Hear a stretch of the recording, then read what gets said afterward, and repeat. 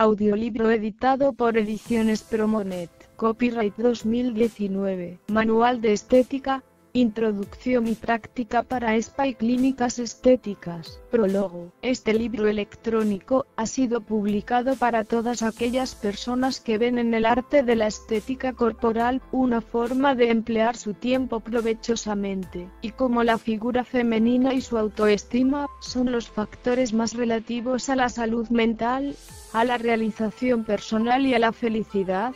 Cuenta con varios capítulos que van ilustrando, definiendo y explicando muchos de los conceptos y procedimientos que son necesarios para trabajar dentro de una clínica estética, o inclusive administrarla como un negocio propio. La bibliografía disponible en la Internet sobre las técnicas y protocolos de belleza más aceptados al presente ha quedado actualizada con este manual que no dejó nada pendiente, porque se han incluido todos los temas y subtemas que completarán cualquier duda que se tenga y esté relacionada a este campo tan recomendado en nuestros días. Comenzando con el capítulo 1, donde abordamos el origen y teoría de la estética desde la antigua Grecia y la comparamos con el replanteamiento contemporáneo. En el segundo, titulado Spa y clínicas estéticas, definimos su concepto, sus tipos, y destacamos los beneficios saludables que se pueden obtener desde varios tipos de terapias que combinan lo natural y las técnicas milenarias.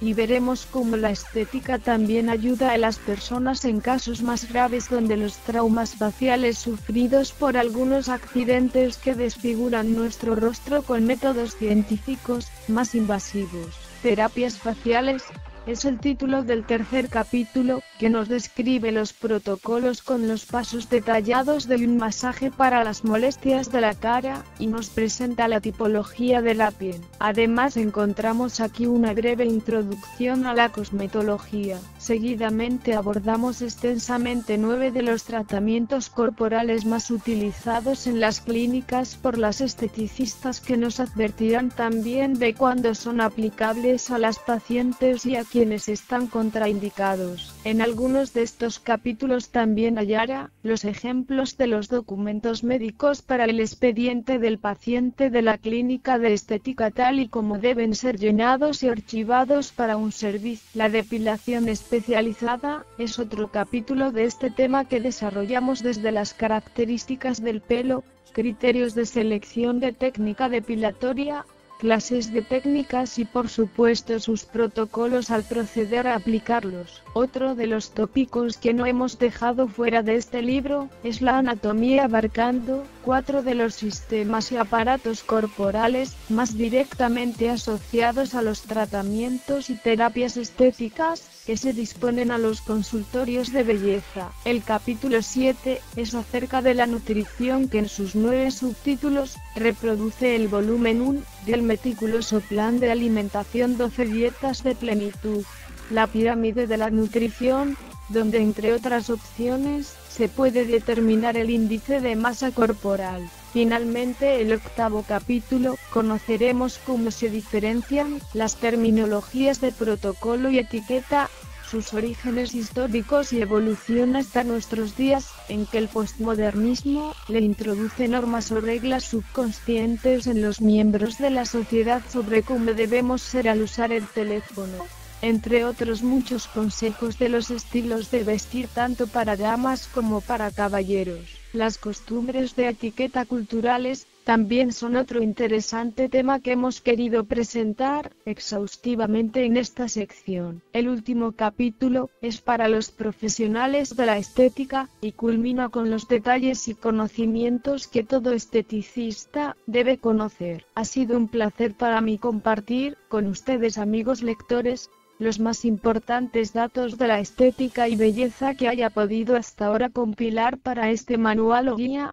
que si bien no es extensa, esperamos que para usted no se quede en el olvido, y pueda aprovechar estos conocimientos para su profesión, su familia y bienestar personal. El autor. Capítulo 1. La estética traza varios niveles de medición de los atributos de la belleza humana que van desde la sencillez de lo bonito, el candor de lo bello y en el más alto concepto, la naturalidad de lo hermoso. Otros sustentan que la belleza interior de una persona se puede valorar por las cualidades positivas que una persona practica ante las demás personas, que sin sobrevalorar lo físico, como regularmente destacamos, hacen de los valores humanos el primordial estándar de estimación social y reconocimiento público. Reconocemos que la apariencia física, la vestimenta, y los modales de nuestro comportamiento, son signos de educación o preparación académica, así como de estatus social,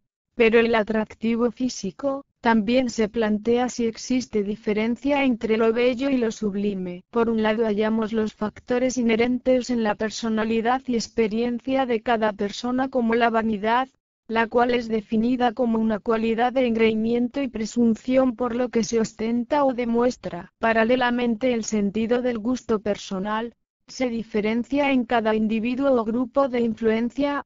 Entre el devenir de las modas sociales, podemos señalar que someternos al arbitrio de jurados luego de prepararnos e instruirnos en el área de la comunicación, medios audiovisuales, modelaje, publicidad y otros campos similar, requiere un proceso previo de adaptación a la crítica al no caer en gracia y soñar en una meta por el gusto. Otro aspecto de la estética que no nos debe apenar, ni cohibir en todo momento, es el sentido de pertenencia a una raza, término que se utiliza para clasificar a la humanidad de acuerdo a características físicas y genéticas. Históricamente, los antropólogos físicos habían dividido a la humanidad, atendiendo a sus rasgos morfológicos, en tres grandes subdivisiones o razas: negroide, mongoloide y caucasiana. Algunos científicos fueron más allá, añadiendo la amerindia y la oceánica. Como concepto biológico,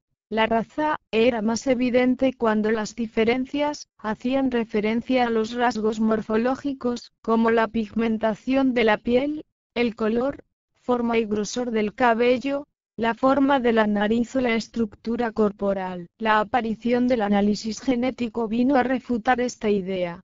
Antes de esta definición, la clasificación de las razas dependía de una combinación de factores geográficos, ecológicos y morfológicos. Sin embargo, el término raza es polémico por las nociones de superioridad e inferioridad que lleva implícitas. El concepto de raza no resulta particularmente útil desde el punto de vista biológico o sociológico, ya que todas las razas pertenecen a una única especie biológica, Homo sapiens, y solo muestran pequeñas variaciones genéticas. La cultura constituye un factor mucho más importante a la hora de determinar la conducta y estilo de vida de los diferentes grupos humanos. La raza constituyó la justificación para implantar el estado de esclavitud, la persecución de minorías y otros grupos sociales, como la del pueblo judío durante la Alemania nazi, o el sistema de apartheid en Sudáfrica. La medicina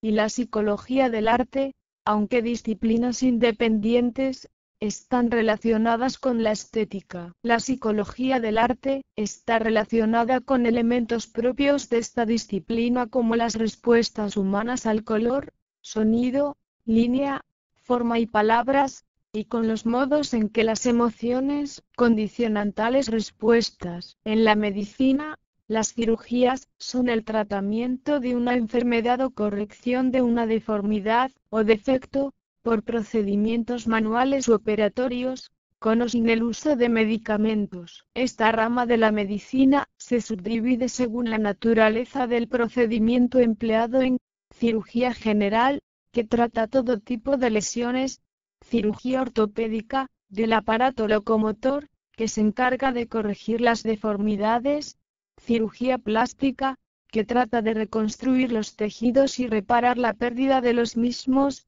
en especial por medio de la transferencia de tejidos. La cirugía también se subdivide según la región interesada en neurocirugía, origen y teoría. Como en muchas de las ramas filosóficas, la estética se originó en Grecia, junto a la filosofía. En esta evolución, Entre las leyendas de los variados dioses griegos, se personifican los valores de la fealdad y la belleza masculina y femenina. Hallamos algunos de los mitos más reveladores de los sentimientos humanos. Por la personificación de la belleza femenina, se señala a Afrodita, diosa del amor y la belleza, equivalente a la Venus romana. En la Ilíada de Homero, aparece como la hija de Zeus y Dione, una de sus consortes, pero en leyendas posteriores, se la describe brotando de la espuma del mar y su nombre puede traducirse como nacida de la espuma. En la leyenda homérica, Afrodita es la mujer de Hefesto, el feo y cojo dios del fuego. Entre sus amantes figura Ares, dios de la guerra, que en la mitología posterior aparece como su marido. Ella era la rival de Perséfone, reina del mundo subterráneo, con quien luchó por el amor del hermoso joven griego Adonis, mientras que el hermoso joven Adonis, amado por las diosas Afrodita y Perséfone, es la personificación masculina, nacido de la unión incestuosa del rey Címiras de Chipre y de su hija. Adonis fue puesto bajo la custodia de Perséfone, reina del mundo subterráneo. Cuando Adonis murió al ser atacado por un jabalí salvaje, al que cazaba, Afrodita imploró al dios Zeus que se lo devolviese. Zeus decretó que Adonis pasaría los meses invernales con Perséfone en el Hades y los estivales con Afrodita. La historia de su muerte y resurrección es símbolo del ciclo natural de la muerte y el renacimiento. La encarnación pagana de la fealdad es Pan, que en la mitología griega es el dios de los bosques, los campos y la fertilidad, hijo de Hermes, mensajero de los dioses, y de una ninfa, en parte animal, con los cuernos, las patas y las orejas de un macho cabrío. Era una divinidad robusta, dios de los pastores y de los cabreros, músico magnífico, con su flauta de carriza o caramillo, acompañaba a las ninfas del bosque, mientras danzaban. Sus lugares preferidos eran las montañas, las cuevas y parajes agrestes, pero su favorito era la Arcadia, donde había nacido. Inventó esta flauta cuando iba persiguiendo a la ninfa Siringa y la encerró en un lecho de cañas para que no pudiera escapar de él. Pan, entonces, tomó cañas de longitudes igual, y tocó con ellas. El dios galanteaba siempre a las ninfas tocando el instrumento, pero todas lo rechazaban por su fealdad. Se supone que la palabra pánico deriva del temor que sentían los viajeros cuando oían el sonido de su flauta en la soledad de la noche.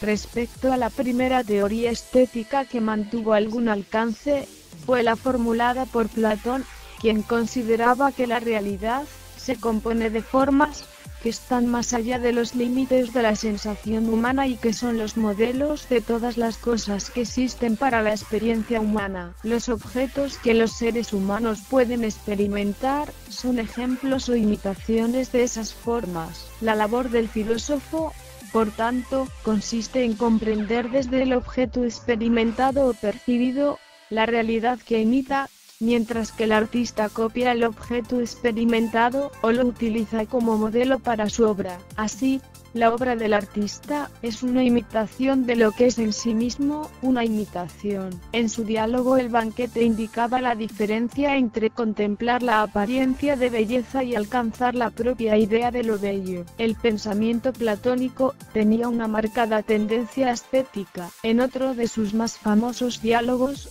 La República, fue aún más lejos al repudiar a algunos tipos de artistas de su sociedad ideal porque pensaba que con sus obras estimulaban la inmoralidad o representaban personajes despreciables, y que ciertas composiciones musicales causaban pereza e incitaban a los individuos a realizar acciones que no se sometían a ninguna noción de medida. Uno podía imitar las cosas como deben ser, escribió, y añadió que el arte complementa hasta cierto punto lo que la naturaleza no puede llevar a un fin. Aristóteles también habló del arte como imitación, pero no en el sentido platónico. El artista separa la forma de la materia de algunos objetos de la experiencia, como el cuerpo humano o un árbol, e impone la forma sobre otra materia, como un lienzo o el mármol. Así, La imitación no consiste solo en copiar un modelo original, sino en concebir un símbolo del original.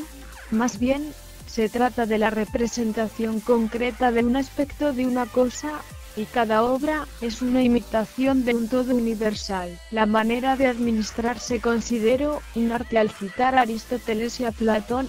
La estética era inseparable de la moral y de la política. El primero, al tratar sobre la música en su política, mantenía que el arte afecta al carácter humano y, por lo tanto, al orden social. Dado que Aristóteles sostenía que la felicidad es el destino de la vida, creía que la principal función del arte es proporcionar satisfacción a los hombres. En su gran obra sobre los principios de la creación artística, poética, razonaba que la tragedia estimula las emociones de compasión y temor, lo que consideraba pesimista e insano, hasta tal punto que al final de la representación el espectador se purga de todo ello. Esta catarsis hace a la audiencia más sana en el plano psicológico, y así, más capaz de alcanzar la felicidad. Desde el siglo XVII, el drama neoclásico estuvo muy influido por la poética aristotélica.